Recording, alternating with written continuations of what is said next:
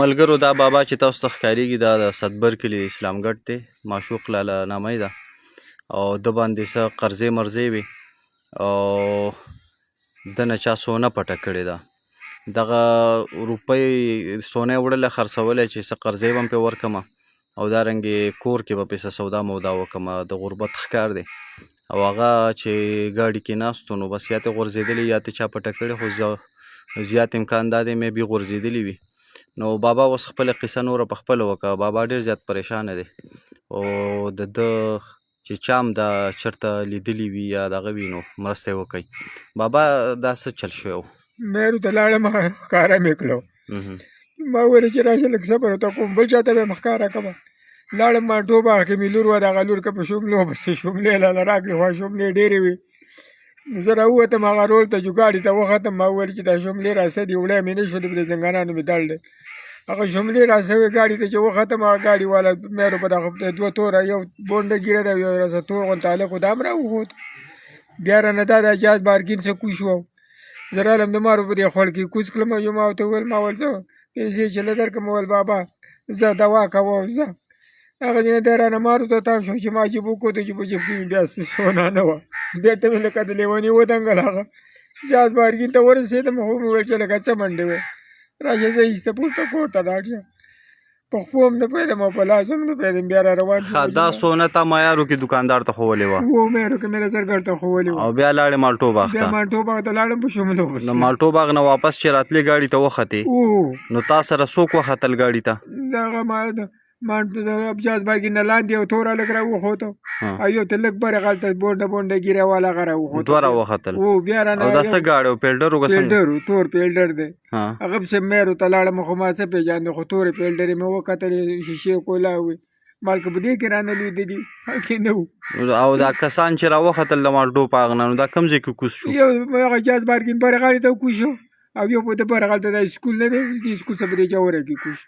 د مزلې ما څه دومره ونه کړل. او دا ستاسو په لاره کې یو ځای ولاړو چې کله ګاډي ته راختې؟ نه ولاړ داسې نو په لار کې راوخاته، وروستو راوختل؟ وروستو راوخاته هو. صحیح ده. نو تا بیا ګاډی هم وکتو په هغې کې؟ په ګاډي پسې لاړم مېرو ته، ما په دې ګاډي کې رالوېدلي. هغه ګاډي تور ګاډي به مې ټول کاته، زما خو تعلیم نشته نه مې پېژاند، خو تور ګاډی و دا چې لاړ جوما به تور ګاډی کوت او پام مې ورته کوه، تور ګاډی مې کوت، پام مې ورته کوجي سره روان شوم. او منشي ته مې بیا وینا وکړله. ما ولې ته دې خلکو ته وینا وکړه او دغه شان ته زما دا سونه رانه ولېدله، وس مې نه کېږي. ورکوټ د ماشوم داسې دومره مدرسه کې دی او دوه واړه دي او وس مې نه کېږي. زرۍ هم راکه نشته دی، زرۍ به پرې راوړم. ما زه به ته څه دا قرض ورکړم، ډېر زیات دی راباندې. هغه په دې منډه کې رانه یو سړي دا بیان واخیست، هغه بې انصافه د موبایل نمبر نه دی ورکړی، د کلي نوم یې نه دی ورکړی. پرون راته یو سړي ټلیفون وکول، ما د بل چا نه نمبر اخیستی و، ټلیفون مې ته وکړو. په دې کې خو نه د ټلیفون نمبر شته دی د موبایل، نه پکې د کلي نوم شته دی. دا څنګه ویډیا تا کړل؟ د مال څه د نیم خبر بل چا کړی و، هغه به ورکړي. نو صحیح ده. نو دا ستا څه خیال دی چې چا پټه کړې ده که ورکه شوې ده؟ نو زما له دا علم نشته دی، خدای له علم دی چې د هلکانو دواړو راسه چل وکړو یا رانه ولوېده چېرته. نو دا اوس پته نه لګي. هو که نو مغز هم وښیم، مغز هم کار نه. صحیح ده. زه دا خبرې اترې تاسو واورېدلې او زیات امکان دا دی وختي ما دا وویل چې کېدای شي دا ترې غورځېدلې وي.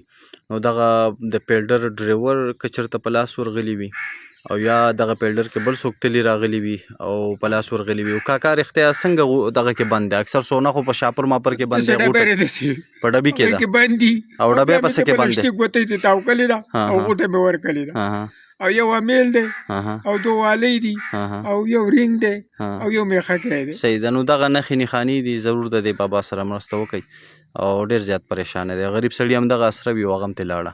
اوس به مونږ څه ویو، خو تعاون وکړئ، مرسته وکړئ. بابا نوم معشوق دی، د صدبر کلي د اسلامګټ اوسېدونکی دی او موبایل نمبر یې چې کوم دی نو داسې درته نه دی یادو؟